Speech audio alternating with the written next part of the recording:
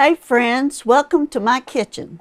And today we are going to be making an old-timey recipe. It's called Butterscotch Cheese Crunchers.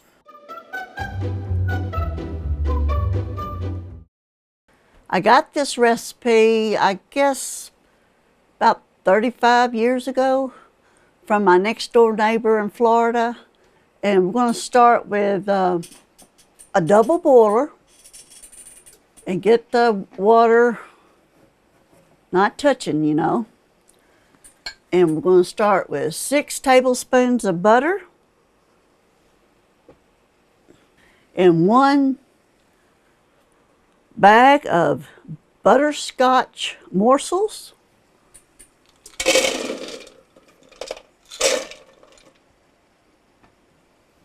We're going to let that melt.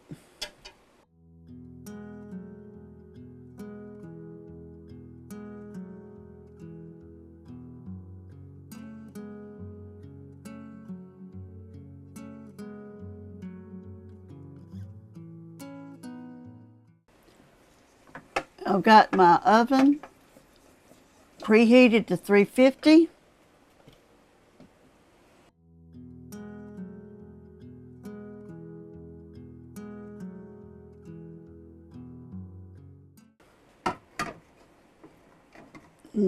Let that sit for a minute. And I'm using a 15 by 10 by 1 inch pan. Don't grease it.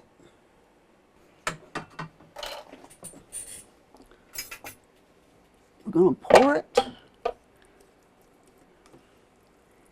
in this bowl.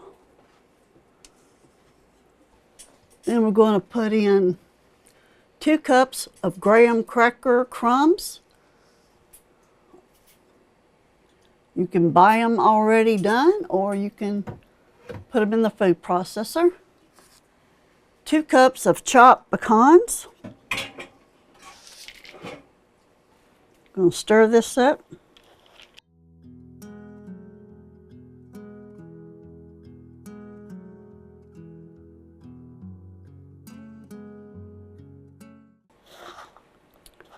Okay. You just mix it until it's nice and crumbly. They're going to reserve 2 cups of this mixture for our topping. That's 1. That's 2. Then we're going to take the rest and we're going to put it in an ungreased pan. Just going to flatten it out.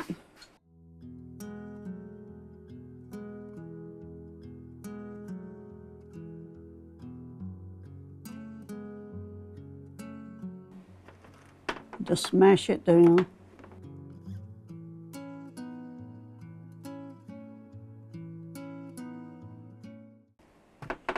Or you can take a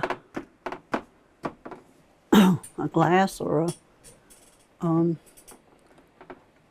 measuring cup. Okay. Oven's at 350 and we're going to put it in there and bake it for 12 minutes.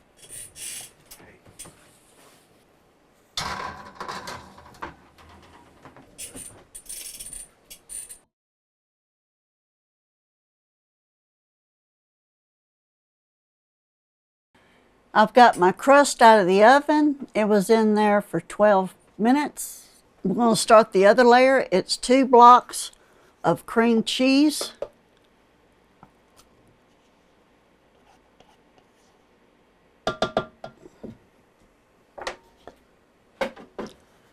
And half a cup of sugar. Let's mix that up.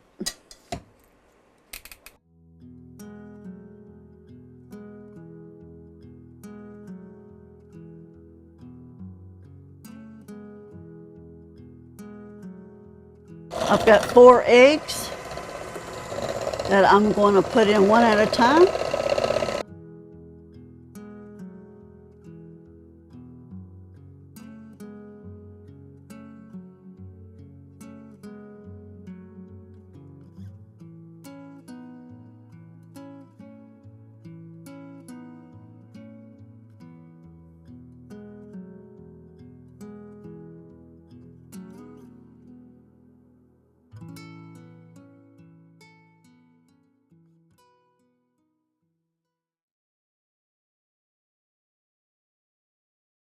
I've got 1/4 cup of flour. I use plain, and 2 tablespoons of lemon juice that we're going to mix together.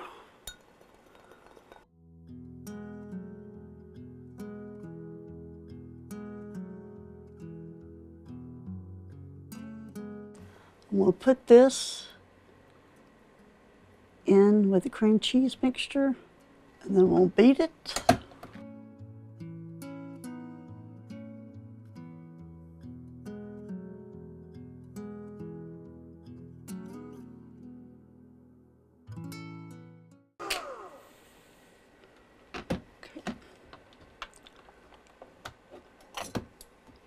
Okay, I'll scrape the sides and the bottom. I'm going to pour this over the graham cracker crust and even it out.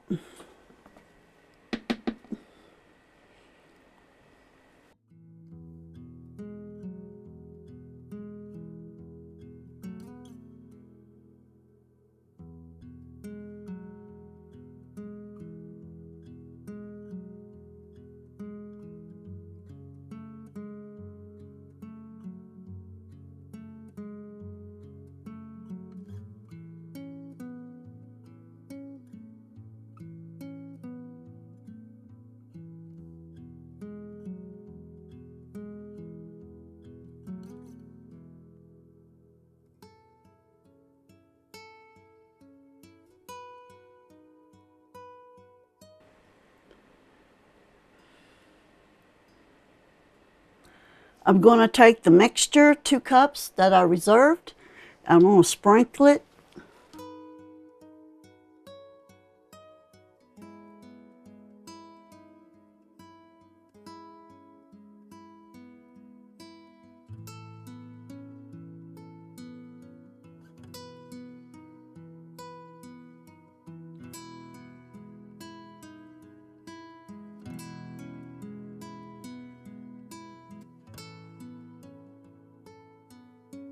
And we're going to put it back in the oven for 25 minutes.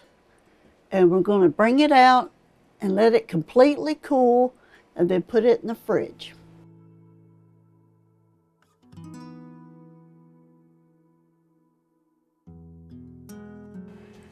I've got the Butterscotch Cheese Crunchers out of the oven and they smell amazing.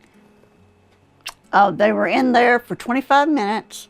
And we're going to let them cool completely, and then I'm going to put them in the fridge and let them get cold overnight, and then we can cut them. Down in the comments, let me know what new recipe or old-timey recipe that you've tried recently. This recipe is down in the description and a link to a printable recipe.